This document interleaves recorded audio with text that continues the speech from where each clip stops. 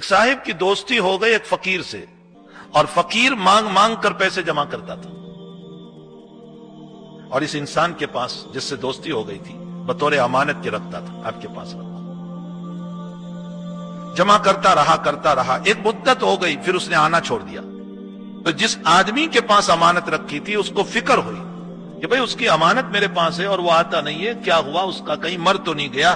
کوئی مسئلہ تو اس کا نہیں ہوا۔ تو اس نے جو اپنا ایڈریس دیا تھا، یہ آدمی اس کو تلاش کرتے ہوئے اس ایڈریس پر پہنچا تو دیکھا کہ وہ بیمار پڑا ہوا ہے۔ اس نے جا کر کہا کہ بھئی وہ تیری امانتیں ساری میرے پاس ہے، تو کہا کہ میں تیرے ہی انتظار میں تھا،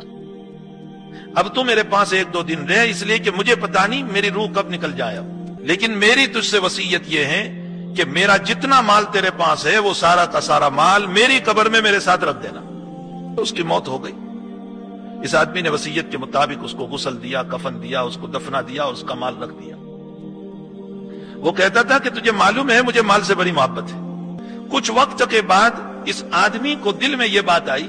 کہ بھئی وہ تو مر گیا، گل گیا، سڑ گیا، اس کی باڈی ختم ہو چکی ہوگی، اس کو مال کی کیا ضرورت، لاؤ میں اس مال کو نکال لوں، کچھ کام آ جائے ہمارے۔ اس لیے یہ آدمی اس کی قبر پر گیا اور اس کی قبر پر جا کر قبر کھودی اور اس کے اندر پیسے نکالنے کے لیے اترا، تو وہ پیسے جو ہیں اس کے بدن کے اوپر چپکے ہوئے تھے۔ اس نے ایک سکہ یوں اٹھایا